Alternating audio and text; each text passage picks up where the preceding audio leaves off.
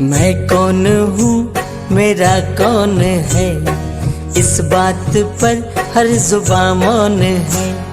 मैं कौन हूँ, मेरा कौन है, इस बात पर हर जुबां मौन है। मेरे बाबा ने मुझको बताया, मेरी दादी ने है गीत गाया, दो शब्दों में सारे ज्ञान का सारा सार समाया।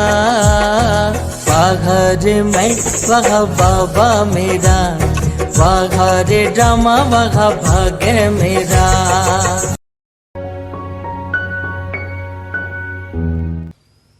तुम भाग्यवान बनो पुरुषार्थ में, तो राज्य तुम्हारे हाथों में है। सिर्फ भाग्यवान बनो। सतयुग में ऑटोमेटिक बनेंगे, पर बनाएंगे अभी, बनेंगे अभी, वो नेचुरल लेके जाएंगे। संस्कार यहाँ भरे हैं। बाबा से बच्चे बनकर के भाग्य से राज्य लेने के लायक बनने के संस्कार अभी बने हैं।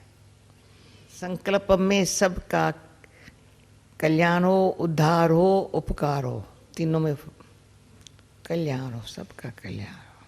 समय कल्याणकारी है, कल्याणकारी बाप है, सबका कल्याण होवे, अच्छा है। पर अधम का भी उद्धार होवे, उसको भी अच्छा संग मिले, आदतें छूटे। या कोई भी शक्ति की कमी किसमें है ना, तो ऐसे करके छिपा के दे दो। पुण्यात्मा ऐसा करता है, छिपा के देता है। रिटर्न मांगता नहीं, परंतु मैं देता हूं ये भी कभी नहीं बोलता है, सोचता भी नहीं मैं देता हूं। जिसके भंडारे में बाबा ने कहा अपने संपूर्ण स्वरूप को सामने रखो, आह्वान करो, उसके भंडारे में कोई गुण शक्तियों की कमी नहीं है, किसको भी मिल जाए। इतने हमारी नेचर में हमारे पुराने कोई संस्कार या साधारण संस्कार न हो, बाबा के जो गुण है वो लाइफ में हो, उसकी शक्ति नेचर में आ जाए। लाइन क्लियर है, बुद्धि क्लीन है, तो शिव बाबा के गुण धारण करने की शक्ति, गुण मेरे को स्थिति बनाने में शक्ति, औरों को पर उसके गुण की शक्ति अपने आप उनके गुण की मेरे में भी उनसे आ रही है, वो काम कर रहे हैं। परंतु बाबा के गुण शक्ति को फॉलो करने में ब्रह्मा बाबा के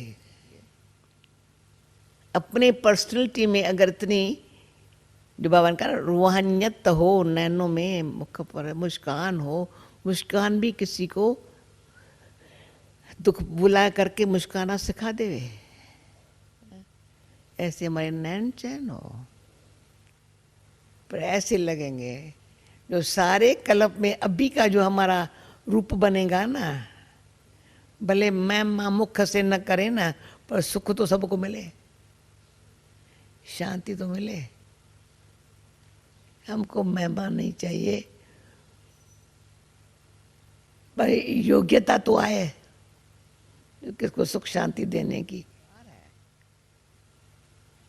तो जो काम मुझ आत्मा को अपनी स्थिति बनाने का और स्थिति से स्नेही संयोगी रहने का मेरे को जो भगवान ने सिखाया है, समझाया है, प्रैक्टिकली कर्म करके दिखाया है,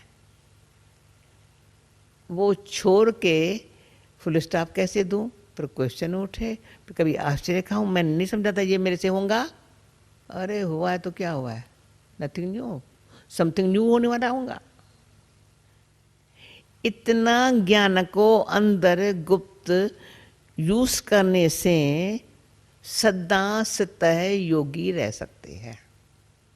चिंतन करें, मैं आत्मा भाग्यवान हूँ, भगवान के गुण और शक्तियाँ अपने में समा रही हूँ, तो कोई भी कर्म करने में मैंपन की स्मृति ही नहीं, क्योंकि उसके गुण और शक्तियाँ काम कर रही हैं। मैंपन से न्यारी मैं सच्ची पुण्य आत्मा हूँ।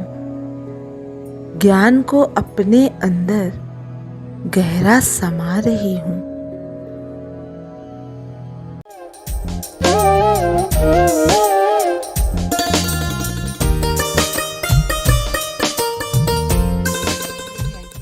ऐसा है, दादी जी का जब मंथन चलता था तो बड़ा नए ढंग से होता था। हाँ। और दादी बहुत अंडरलाइन उसको करती थी कोई शब्दों को, और कई बार मुझे बुलाती थी अपने पास, अपने बाजू में बिठाती थी कि ये बात तुमने कहाँ से लिखी, ये कब बाबा ने बोली।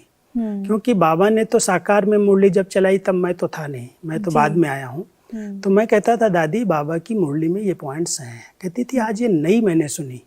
उनको इतना नवीनता उसमें लगती थी क्योंकि उनका मनन चिंतन उस पर चलता था, और फिर उस पर वो क्लास कराती थी। तो जैसे एक बार बाबा की मुरली में आया कि बच्चे, हंस जो है ना वो तैरता भी है, उड़ता भी है। तो आप बच्चों को भी इस संसार सागर में तैरना सीखना है जी, और फिर उड़ना भी सीखना है जी। हंस की तरह आपकी जीवन होली हंस होनी चाहिए। तो दादी जी को ये बहुत अच्छी बात लगी। जो पढ़ी उन्होंने मुझे तुरंत फोन किया कि आओ मेरे पास, ये तुमने कहाँ से निकाला।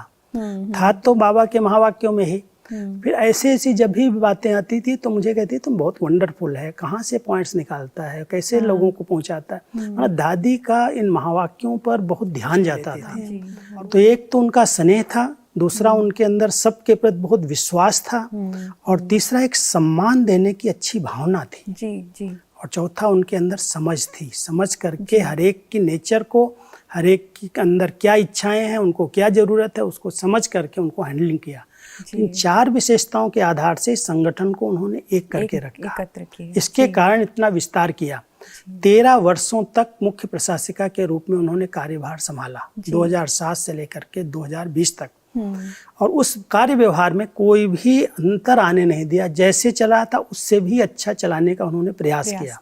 उनकी इच्छा यही रहती थी कि भंडारा और भंडारी यज्ञ के अंदर भरपूर रहना चाहिए, कोई चीज की कमी नहीं होनी चाहिए। और उसके लिए वो योग के प्रयोग करते थे। कोई विघ्न आता था उसका वर्णन चिंतन न करके वो मनसा सेवा करते थे। इसलिए मनसा सेवा के आधार से यज्ञ निर्विघ्न रहा जी। तो कभी भी उन्होंने नेगेटिव बातों को ध्यान नहीं दिया, पॉजिटिव रूप लेकर के उस बात में ज्ञान और योग की शक्ति को भरा। इसके कारण उन्होंने इतने बड़े विश्व की सेवा में निर्विघ्न रही और सबको निर्विघ्न बनाया।